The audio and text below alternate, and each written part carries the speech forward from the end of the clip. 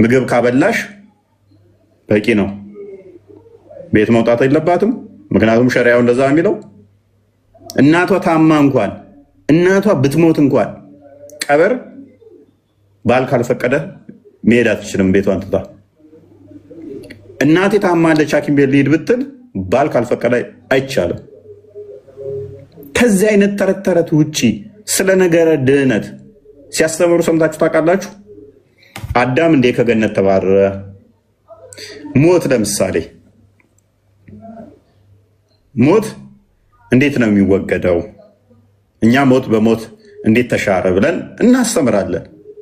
ሞትን ክርስቶስ እንዴት እንደገደለልን፣ ዘላለማዊ ሕይወት እንዴት እንደሆነ፣ ሞት እንዴት እንደሆነ ያውቁታል እነሱ። ሞት እንዴት እንደሚቀር ያውቁታል? አያውቁትም። አዳም በሰፊ ሳህን ይበላ ነበር፣ በትልቅዬ ሳህን ይበላ ነበረ። ከገነት ተባረረ። ያ ነገር ቀርቶብናል። አሁን ወደፊት በትልቅዬ ሳህንና ትሪ እንበላለን። እኚህ ሼክማ የሆነ ሰዓት ላይ እኮ በቃ እኚህ ሼክ እና ያኛው ማን ነበር የሚባሉት? ያ በነገራችን ላይ አሁን የተናገርከው ነገር በቃ ሁልጊዜ ፈትዋ ብታዩ ቂጥ፣ ብልት፣ ጡት መታጠብ፣ ጀናባ፣ የወር አበባ እንደዚህ አይነት ተረቶች ብቻ ናቸው የሚወሩት። ስላላህ አንድ ነገር ሲወራ ስሙ ራሱ እኔ በእነዚህ ሰውዬ አፍ በተለይ ፈትዋ በሚሰጡበት ሰዓት አዳምጧቸው። ኒካ ያሰራልኝ አባቴ ነው። አባቴ ደግሞ ሰላት አይሰግድም። ሰላት የማይሰግድ ሰው ያሰራው ኒካ አይፈቃም ተባለ። ምን ማድረግ አለ? የሆነ ሚስቃት ነገር ጥፎ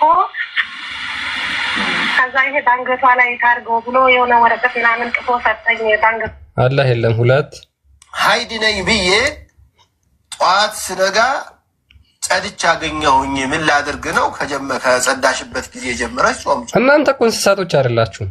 ራሳችሁን ታውቃላችሁ እንዴት ማጽዳት እንዳለባችሁ። ድመት እንኳን ራሷን ታጸዳለች። የሙስሊም ሴቶች ግን ሼኮቻቸው ጋር ነው የሚደውሉት። ከሀይድ እንዴት ልጽዳ እንዴት ልታጠብ? የምር ዘፈን መስማት እንኳንስ በጾም ላይ አይደለም ከጾም ቢነጋብኝ እንዴት ላድርግ ያለችው ወይም ያለው ጀናባ ላይ ሆኜ ቢነጋብኝ ትልቅ አሳሳቢ ቶፒክ ነው።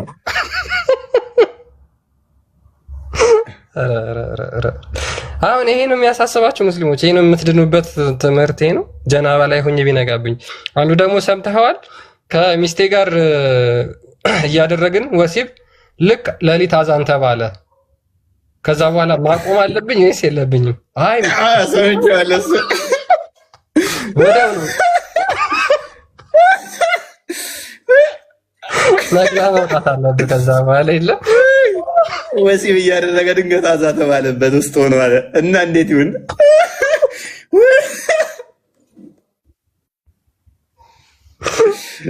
ኧረ ጉድ!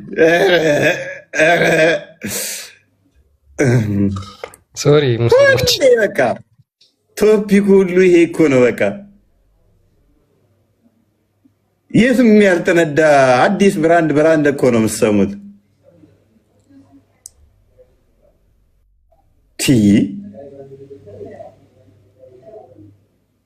ነገራችን ላይ ፎይ ይቅርታ በመሃል ስለገባው ቅድም አሁን በዚህ ባነሳችሁት ጉዳይ በዚህ በምንድነው ስሙ በሚያገቡት ጉዳይ ላይ ሜቢ ከዚህ በፊት ነገር ይሄ እንደሆነ አላውቅም እንጂ ሙሉ የአክስቴ ቤተሰብ ነው የተበጠበጠው። ማለት የሚገርምህ አክስቴ ክፍለ ሀገር ለእህቷ ሰርግ ሄዳ ለታናሽ እህቷ ጀለስ ስትመጣ የራሷ አልጋ ላይ እያጫወታ አግብቶ አገኘችው።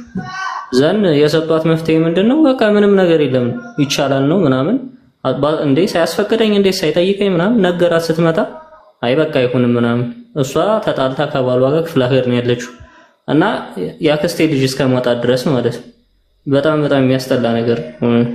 የማሜ ቤተሰብ አለባችሁ እንዴ? የማሜ ዘርያ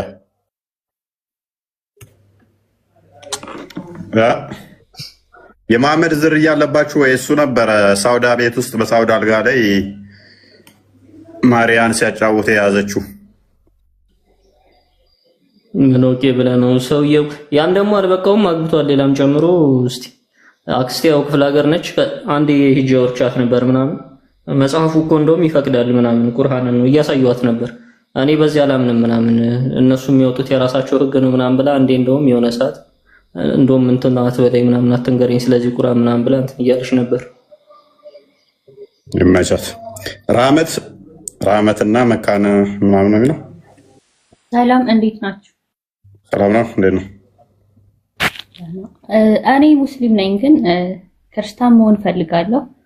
ያኔ ስለ ክርስትና ደግሞ በደንብ ማወቅ ፈልጋለሁ። ብዙ ጊዜ እከታተልሃለሁ፣ የተወሰነ እንትን ብሎኛል፣ ግን ከዚህ የበለጠ ማወቅ ፈልጋለሁ። ኦኬ። ትምህርት በውስጥ ክርስቲያን ጓደኞች ካሉሽ ተማሪ በውስጥ የሉኝም።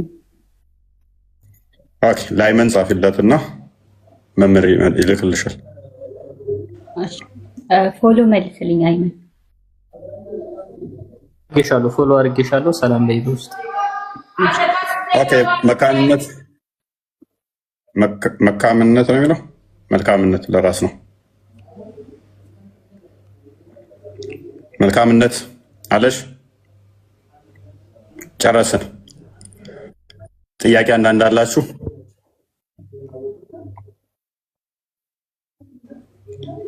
መልካምነትና ረህመት ካላችሁ ጠይቁና ከዛ ይብቃን መሰለኝ ሰዓት።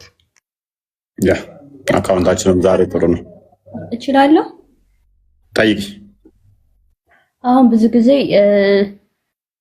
ማነው የማለት አንድ ፈጣሪ ነዋ ያለው። ያኔ አሁን ጊዮርጊስ መድኃኔዓለም ምናምን የሚባሉት እነሱ እንደ ፈጣሪ ነው ወይንስ እንዴት ነው? እሱ ጋር ትንሽ እንትን ይለኛል፣ አልገባኝም። ጊዮርጊስ ምናምን እነሱ ሰማዕት ናቸው። ሰማዕት ነው። ሰማዕት ነው። መልአክና ሰው ይለያያል። ሰማዕት ማለት ስለ ሃይማኖት አንድ ቅዱስ እንትን ያለ የተጋደለ መከራን ተቀብሎ ያለፈ ማለት ነው። መልአክ ማለት ግን እንጂ እንደ ፈጣሪ አይደለም። እንደ ፈጣሪ የሚባል አካል የለም። ከፈጣሪ ውጭ ፈጣሪ ምንድነው? እሱ ኢሳያስ ላይ ከማን ጋር ታስተያዩኛላችሁ? ከማን ጋር ታመሳሰለኛላችሁ ይላል። ሰው ፈጣሪ ከማንም ጋር ሊስተካከል ሊመሳሰልም አይችልም። እንደ ፈጣሪ የሚባል ነገር የለም። እሺ፣ እሱ ማንኛውም ሰው ነው። ሰው መልካም መንገድሉን ተጋድሎ ያለፈ ሰማዕት የሆነ ነው። ሰው ሰማዕት ነው የሚባለው እንጂ እንደ ፈጣሪ የሚባል ነገር የለም። እንደ ፈጣሪ ኮምፓሬሽን ውስጥ የሚሰራም ነገር ደግሞ የለም። ስለዚህ ፍጡር እንደ ፈጣሪ ተብሎ የሚባል ነገር የለም። አንድ ሁለተኛ ደግሞ መላይኮች ከሆኑ መላይኮች ለወደፊቱ ስማቸው ላይ ኤል የሚላለ የአምላክን ስም የተሸከሙ ናቸው። ሚካኤል፣ ኤል፣ ገብርኤል፣ ሩፋኤል ኤል ሚል ስም አላቸው። ስለዚህ መላእክቶችን በዚህ እንለያለን ማለት ነው።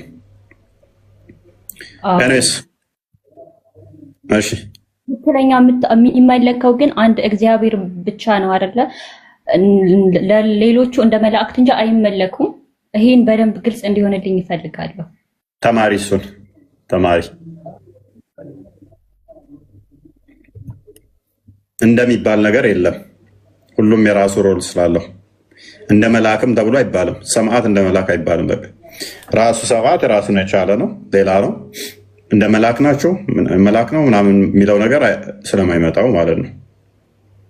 እንደ መልአክ ሌላ ፍጡር ነው፣ ሰው ሌላ ፍጡር ነው።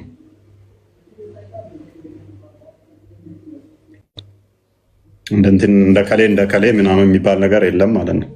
አምልኮ የሚሰጠው ግን ለፈጠረና